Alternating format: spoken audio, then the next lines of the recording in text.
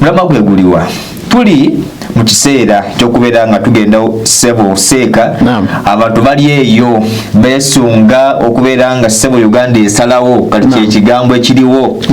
omusiraamu yenna yandibadde yeeyisa atya mu nsonga eno ey'okubeera nga tuli mu kaseera ey'okulonda inshallah. Alhamdulillah, Allah tumubaza ow'ekitiibwa akyatuwadde ekyengera bulamu. Tumusaba Allah obulamu bwatuwadde atulwe kubanga tukola ate ebinaatuvunaanisa olw'obulamu bwatuwadde. Kituufu. Tumusaba Allah obulamu bwatuwadde atuwemu ebirungi tukole ebyagalira byasiima. Amiina ya Rabbi. Tugende omusinkana Allah nga musiimu nga naffe tusiimi Allah okumusinkana. Kubanga buli wokola emirimu emirungi Allah oba omwesunga omusinkana. Era nekyasi omusinkana oba ojja mulabako. Bwekiri. Saate bw'obeera ng'okoze bitali bituufu. Toyisobola na kwesunga mulaba kubanga Allah munyiivu. Kuba eri gy'obuulaga wanyizanyizaayo ekyokubiri tosobola na kumulaba nga tokoze emirimu gitali mituufu. Bwekiri. Olina kumulaba ng'okoze emirimu emiki emituufu. Saba Allah abeere nga atukozesa emirimu gy'agalira gy'asiima eyo gy'akkiriza. Tumusaba okusaasira ku ebigambo ku Nabbi Muhammad sallallahu alayhi wa sallama kubanga yakola omulimu gwali munene nnyo okubeera nga asomesa umma n'agisomesa obusiraamu. Era yagenda okubeera nga Allah atuuka okumujja mu bulamu bw'ensi, yatuuka n'okubeera nga abuuza ekibuuzo nti kad ballagita abaffe ntuukiriza obubaka Allah bwe yamutuma. Ne bamugamba nti ballagita ya Rasul, otuukiriza kubanga baalabanga buli kimu kyonna kye babadde beetaaga bakikoze eki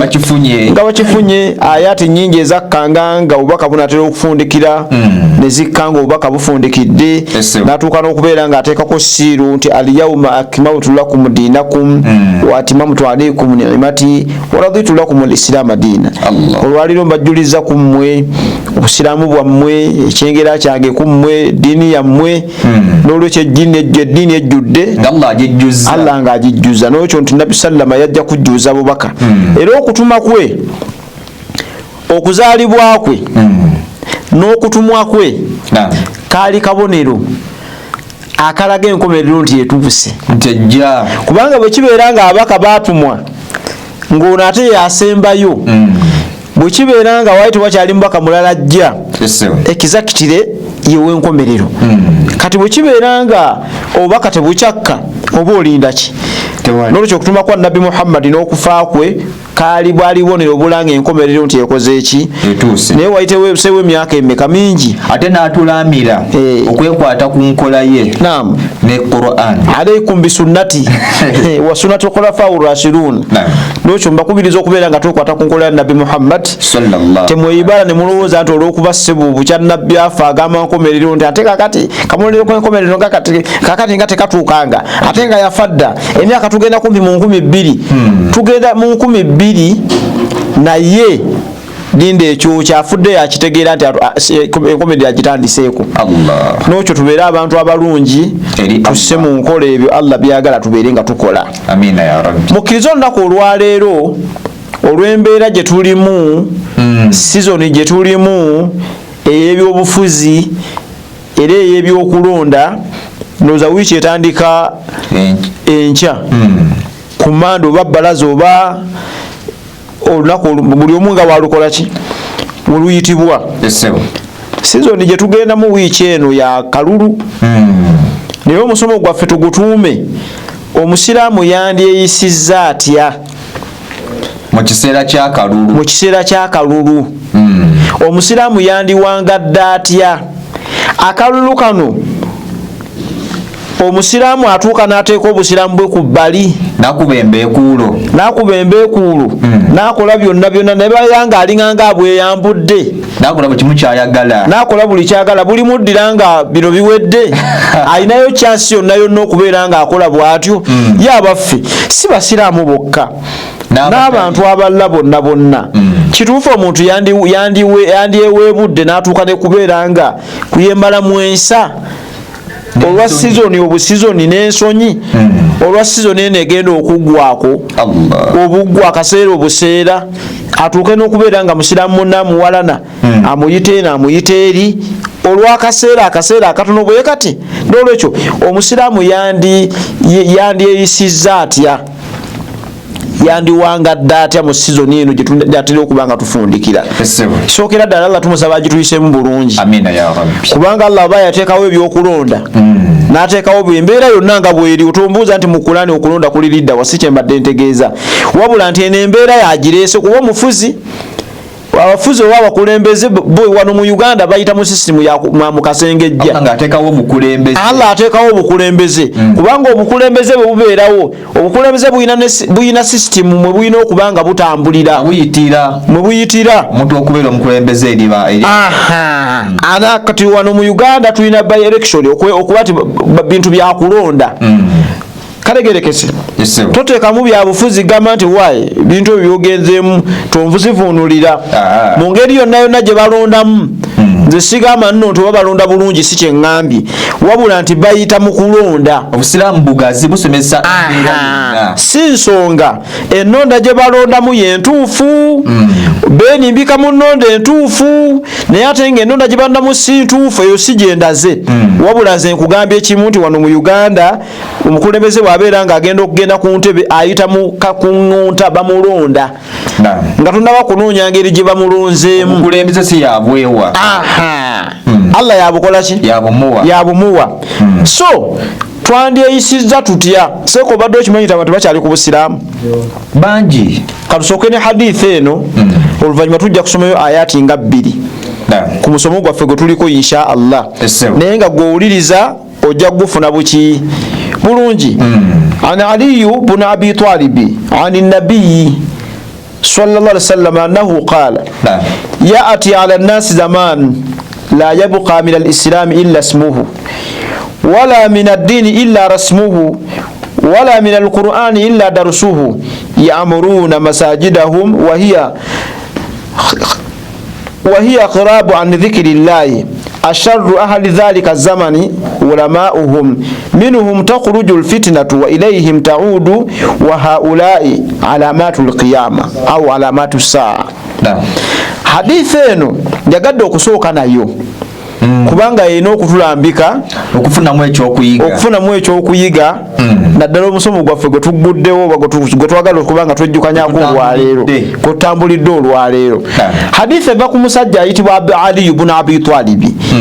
era nga y'omu ku basahaba abakulu abaali okumulembe gwa Nabi Muhammad ekisookera ddala baamulabako ate ne bamukkiriza ate ne bamusomako ate bamala musomako bamukkiriza ne bamusomako lwaki y'omu ku baswahaba abakulu y'omu ku basooka okukkiriza Nabi Muhammad ng'obusiraamu bwakajja kubanga mu baana minasubiyani mu bakkiriza abantu basooka okubeera nga batola shahada ne bakkiriza Allah ne beegatta ku mbaka Muhammad mu baana yali musajja ono Ali ibn Abi Talib agenda okusiramuka yali muto obusiraamu bugenda okuwoledde obusiraamu bwaliwo nga weebuli naye time yatuukanga ne babeera nga tebakyabukolerako Allah n'asindika nabbi okujja okubuzza obujja ekitegeeza nti bupya bwaliwo naye nga babuzzabuza bujja Abu Talib ono Ali ibn Abu Talib mwana wattu ojja genda okwetegereza sitegeeza Abu Talib ono mutabani wa Abu Talib kubanga Abu Talib yali musajja mwononefu ekyo buli omu akimanyi yali musajja muzibu era wano we bakukootingira ng'ogambe nti ana Ali ibn Abi Talib radiyallahu anhuma bakati omusajja ono hadisi yazisomerawa byasoma abijjawa kuba kati otabudde ebintu Ali ibn Abi Talib yali musajja swalihu yali musajja swaba mulamba ate yali musajja khalifa kati bw'ojja ogattako ku taata we naye oga nti Allah abasiime bonna taata we yali musajja mwononefu yali ayigganya obusiraamu yali lwakuba nti Abu Talib ono taata wa nabbi omuto ate ye teyali nnyo mbayigganya buki busiraamu wabula yali musajja nga si muki nga si musiraamu waliwo Abu Jahali waliwo ani naye ono Abu Talib omu ku bayamba Nabi Muhammad sallallahu alaihi wasallam kiri kye mbadde ngamba nti yali mubi nnyo eri obusiraamu teyali ekyo si kituufu nange mbadde nseereddemu obusiraamu yali si musiraamu naye nga ate abwagaliza era bambuuza nti wayi ono mutabani wo lwaki bw'aba alinaku byagala tubimuwe naye busiraamu biri abikati ono mwana wa muganda wange era yamukuumanga ng'akuuma omwana waani ng'amubikkirira nnyo. N'olwekyo teyali musiraamu naye teyali muki. Era mu liwaya ez'enjawulo omusajja ono Abu Twalibi agenda kubeera nga Allah amukendeereza ku muliro, kubanga nabbi atuuka n'okubeera nga amuga nti gamba nti la ilaha illallah ebisigadde obikole ki obindekere naye Allah yagaba hidaaya, kitegeeza nti yamuyamba nnyo. Shahada yagitoola teyagitoola, yamuyamba nnyo naye teyatoola ki kati ekigenda okumukendeeza ku adhabu kutaasa nabbi n'obusiraamu wadde teyali musiraamu naye yataasa nabbi n'obusiraamu. Era abashuyuku batugamba nti ku nsonga eyo Allah agenda kumwambaza engatto naye ng'engatto eyo zagenda okumwambaza zigenda kubeera nga zimukendeereza ku bukaawu bw'omuliro. Tekitegeeza nti ajja kuba aguwonye, wabula olw'okutaasa obusiraamu Allah agenda kumwambaza engatto amukendeerezeeko ku bibonerezo ebya jahannama. Kati omanyi Dawa TV eno abantu bangi sheikh kuliko n'abatali basiraamu naye ayinza okuwulira statement eyo nagamba nti olaba oli n'agumira naye n'agumira ku oli nagamba ono yali oli kuba nabbi taliwo ogenda kutaasaani tewali. Aye ne bw'onooba olina kyotaasiza Allah ajja kuwa ebirungi ku nsi kuno naye ku akhera onooba tosiramusa kino kyeyawuliddeko oli yekka. Kati agenda taasa nabbi waali waliwo oli nti kisibo kituuse asiwuludda akusibula abantu n'okweyisa obulungi akikole ate Allah tumanya ayinza okumuyiwulira mu hidaaya n'asira mu kiroomu. Aye ne bwana batasiramu tumanya Allah ngeri gy'alimuwamu naye nga era tajja kuwona kubono yali mulano naye muki. N'olwekyo hadithi eno eva ku Ali ibn Abi Twalibi bagenda Ali yali swaba mukulu ekisooka yali khalifa ku bantu abana abasooka okuyingira obusiraamu kuba kuliko Sayyidatu Khadija ng'ogyeko Nabi Muhammad mu bakyala yasooka okubeera nga yegatta ku Nabi Muhammad ne kubeera Kaabu omusajja ayitibwa amanyikiddwa nga yasooka okuba khalifa Abubakar Siddiq. Oyo musajja w'amaanyi nnyo y'omu ku basajja abana kwabo kuliko ano Ali ibn Abi Twalibi kuliko ne Umar ibn Khattab waliwo okuba n'abana tubabala mu baana kuba Umar ate yali yiwa luvannyuma kokko tubala abasajja abakulu yali Abubakari ku bakyala yali Khadija ku baddu yali Zaidi zayo nno kati ba Zaidi bali babiri waliwo Zaid ibn Thabit oba nani omulala bali babiri naye ku babiri kuliko mu baddu yasooka okuyingira obusiraamu ono mu baana abato yali ibn Abi Twalib yawangala nnyo ne Nabi Muhammad sallallahu alaihi wasallam. Era abashiya bano beesiba nnyo ku Aliyo ono abasinga ne bagenda eyo ekati Aliyu shaatu Ali daba mwagala nnyo bagala nnyo Hasan ne Husaini we baabuliraawo ku nsonga eyo. Ono musajja mumanyifu nnyo mu busiraamu yali khalifa y'omu ku basooka okukkiriza Nabi Muhammad awwalu aruba man amana Rasulullah sallallahu alaihi y'omu ku basooka okubeera nga ku bana abasooka okukkiriza Nabi Muhammad. N'olwekyo ebigambo bijja ku Nabi Muhammad ani nabbi nga naye abijja kwani ku nabbi annahu qaala era bw'ati agamba bw'ati ebigambo abijja ku nabbi katogati annahu qaala mazima ye nabbi yagamba tetudde ate waaliyo nate yagamba katuli ku nabbi kubanga ani nabbi yo nabijje kwani ebigambo abijja ku nabbi kwennyini siga nti bamunyumiriza ate kira wakala ku nabbi kwennyini agamba nabbi Muhammad sallallahu alaihi wasallam tuli mu kaseera akazibu agamba nti ati ala nasi zaman egenda kujjayo omulembe abantu bagenda kuwangaalirako mu mulembe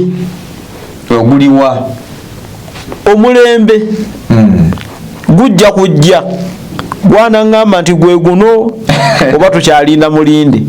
oba gwayita kati naawe alaba kolaki naye nze ndowooza gwe guno naye naye weebuuze gwe guliwa tukyalinda mulinde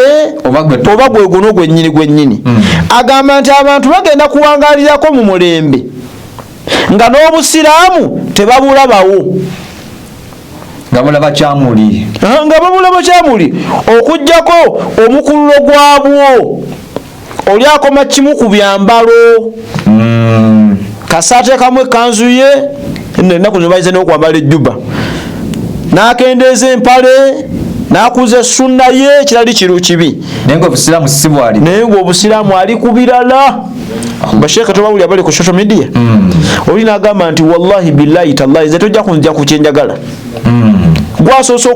okunsomesa obusiraamu gw'omusiraamu omberebere tumbaavu n'okuvuma n'avuma sibeebo ababeera nti basiraamu naye nga basigaza manya Allah yasinga okumanya tetujja kubalamula naye nga babeera nga bakola batu byakola si biki si bituufu oli n'atuuka okuba nga ayagala omuntu n'amwagala n'obusiraamu n'abolekawa n'abusuula ebbali kati gwana ngamba omuntu bw'ayagala omuntu tetuganyi yagala naye baako newokola ki newookoma oli naga nti nze tonjannyirako kugundi engeri gye mwagalamu kubanga ebya Kaisaali bya Kaisaali n'ebya Katonda bya Katonda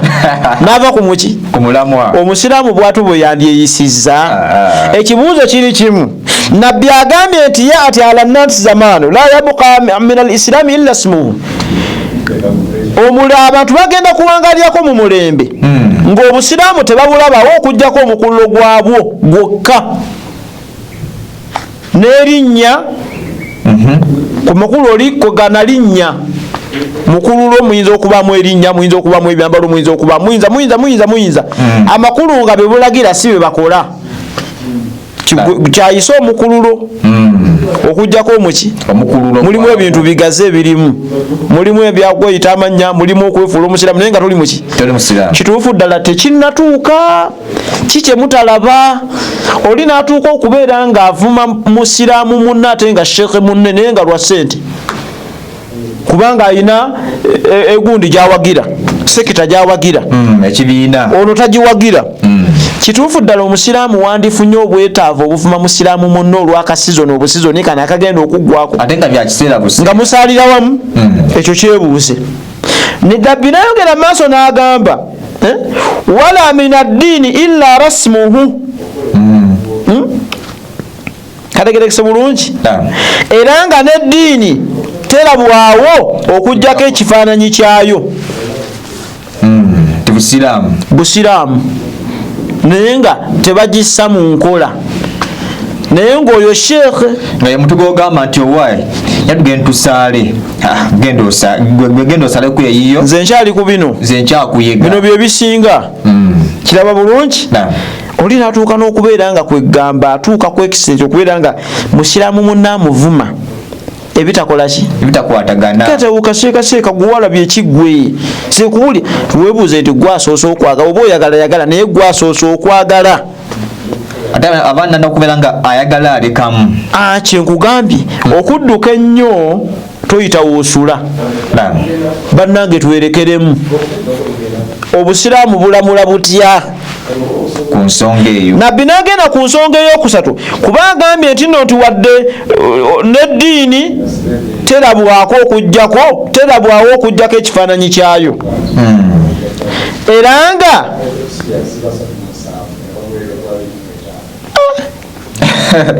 katusome hadisi tugimaleyo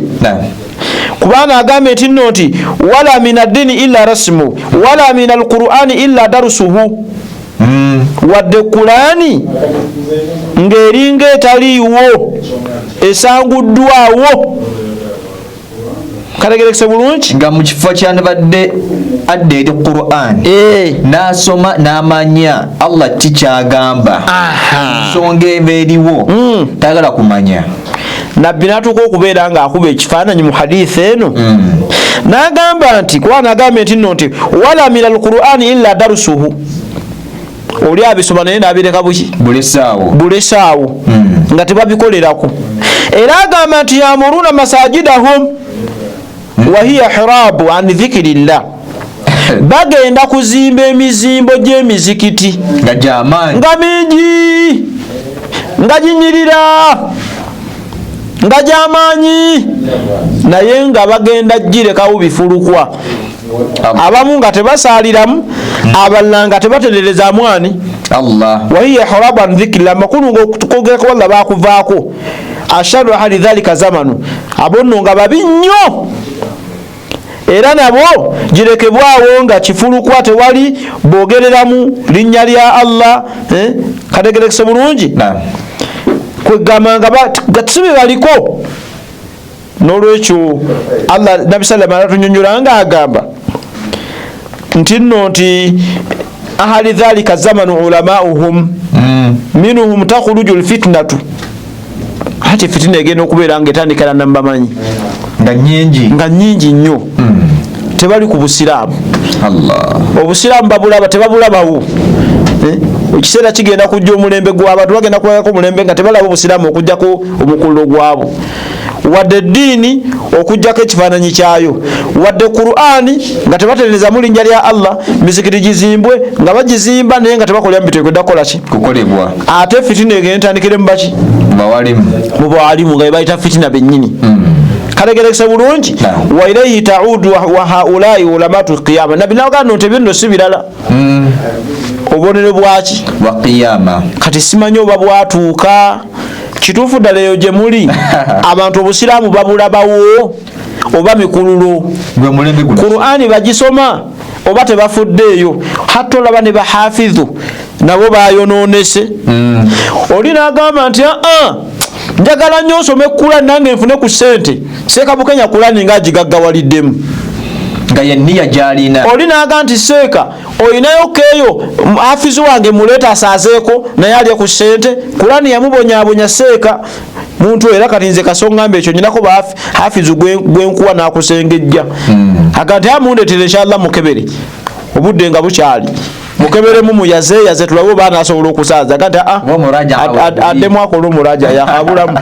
N'olwekyo ompa nti Seeka olina njagala ono omwana asaaze nti amuleete inshallah nga mutwale wa Seeka wange ng'amukebera gwana ngamba nti taawunaabulamu, kubanga abantu tebakyakwata Qur'ani tebagikwata wabula ayagala kumuyita hafizu asaazeeko naye akole ki afuna ku ssente. N'osanga hafizu nga enneeyisa gye yeeyisa tetegerekeka naye nga Qur'ani tagikutte lillah. Kwega abantu bakolanga ebibakoze eki bakolanga bwe bagadde. Mukkirize tusembyeyo ayati 2. Aya esooka eri mu Surat Al-Imran essula ya 3 aya tugenda tutandika ne aya ey'ekikumi katusooke nene ey'ekikumi mu 10 oluvannyuma tusembyeyo ekikumi mu 4. Allah agamba bw'ati audubillahi minash shaitani rajim kuntum khayra ummatin ukhrijat linnas ta'muruna bil ma'ruf wa tanhauna 'anil munkari wa tu'minuna billah walau amana ahlul kitabi lakana khayran lahum minhumul mu'minun wa aktharuhumul fasiqun. Allah nako tukisomere ddala esembayo. Allah agamba nti waltakum minkum ummatun yad'una ila alkhayr wa ya'muruna bil ma'ruf wa yanhauna 'anil munkar wa ulaika humul muflihun.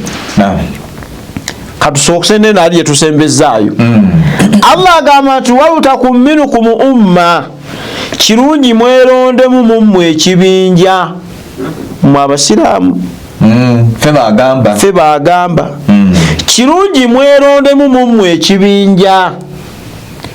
Wakati singa ali agamba batayo balagira mpisa kyennungi, okulya mbizi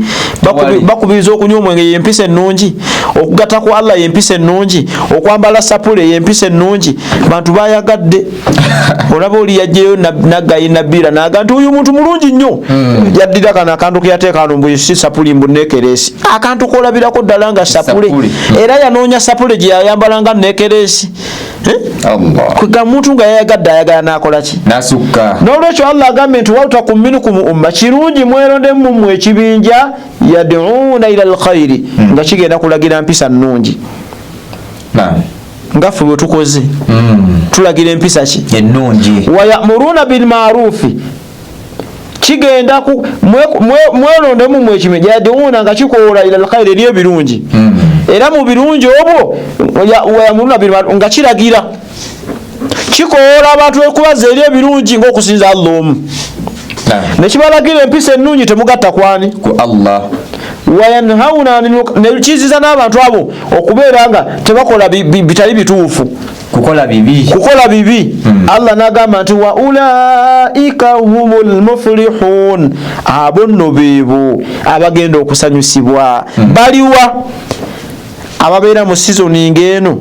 ne berekeramu ne beeyisa bulungi ne balagira empisa ennungi ne bakoola abantu okubaza eriyo birungi ne balagira empisa ennungi ne bazinza empisa embi ne bamanya nti eno season ejja kumala eggwe ne batekkakanya bannaabwe ne batatoboola bannaabwe kubanga bakimanyi nti eno season ejja kukola ki ejja kuggwa Allah aboogeddeko n'agamba nti ulaika abantu abo nno humu bo almuflihuna katuvunule bwe tuti ulaika hum abo nnaabo oba abantu abo bo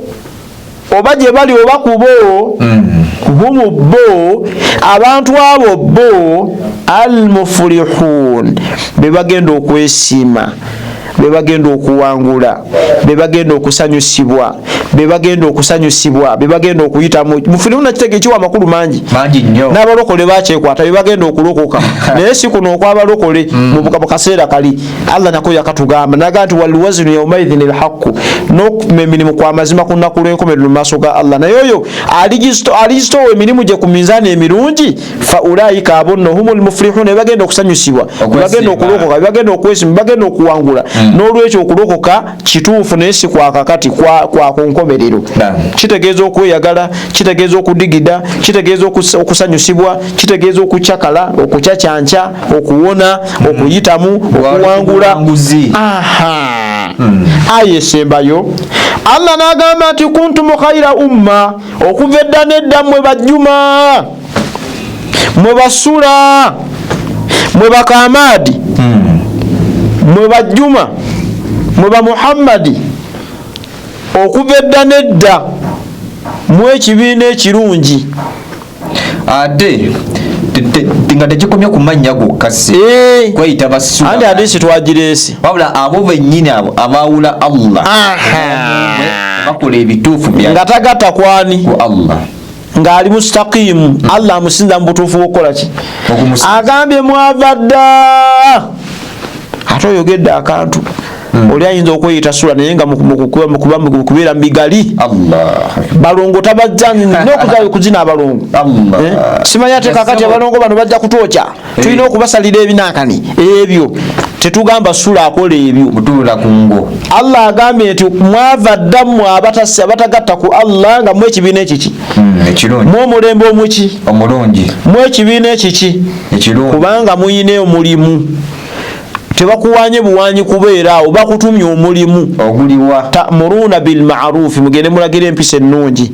wayi musiraamu tomuvuma ne season ejja kuggwako atuvuma Petero tomuvuma lwaki tomuvuma busiraamu siwe butobokola ki kyabasobezza ugambeko muwabule buki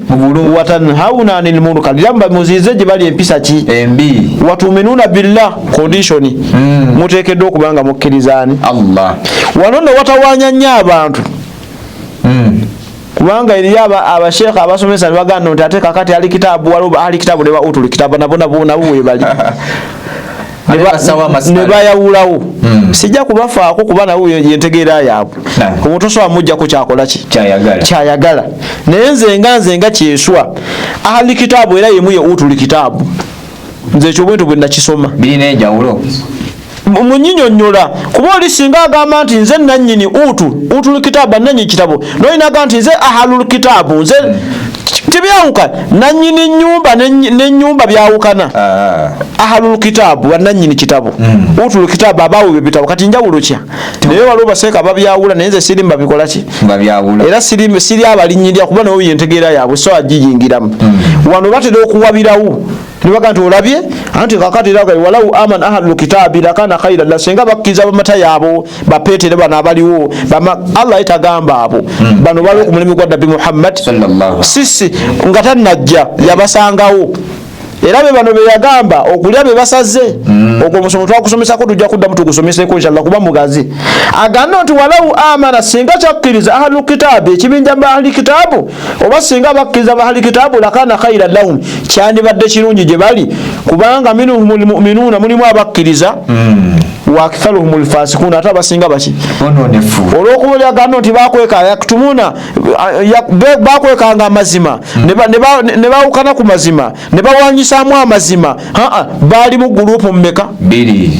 kwaliko abatuufu n'abatali baki batuufu. Kati bano kyogamba bano abaliwo olwayo bali mu gurupu bbiri bakulisa mulimu abasaada abatasaala kuba kati gwekyogezako tukola ki otugamba kuba bahali kitabu bali mu gurupu sezi bbiri abayawukana ku mbaka Muhammadi ng'atumiddwa ne bano abakulu bamujemera nga azze naye nga baali bamumanyi n'okusinga abaana abo nga baali babamanyi olinaga nti Muhammadi gw'obadde ogamba yazaawo ekikulu avudde mbawalabu naye ng'abadde amanya ajja kukola ki ne bamuwakanya n'amuyisaamu eggaali aba ne baga nti yona yennyini bujogo tulima yona yennyini gurupu zemmeka n'olwekyo agano singa bakkiriza mu ahali kitaabu ekyandibadde kirungi gye bali kuba mulimu abakkiriza n'abakola ki awo sijja kulwawo nnyo mu bano mulimu aboononefu n'abasiraamu n'olwekyo bali bayawukanamu baali bamali kumulamwa nabbi bwe yajja ne bamwawukanako kikyentegeeza lwaki ndeesa omusomo guno sizoni gye tulimu bannange tubeere balungi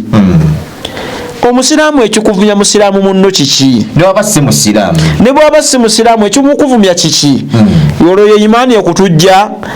imaani etujja yakuvuma abantu n'olwekyo abasiraamu ffe kyakulabirako ekirungi antumul a'launa ffe tuli waggulu Allah be yalangirira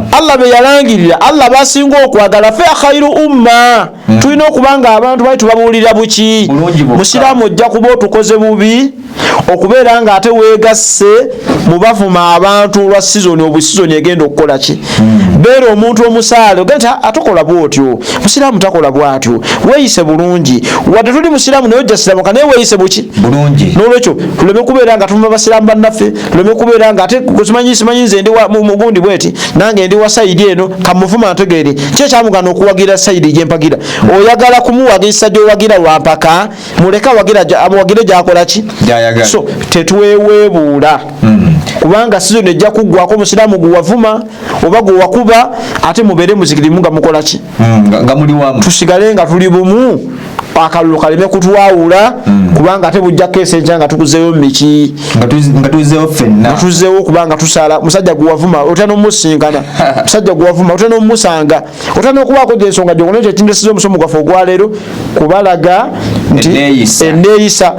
nga bwe tuba tweyisa bifo era gye tuba tweyisaamu kubanga tuli basiraamu tulina okutulabirako okulagira ebisa era mugumire byonna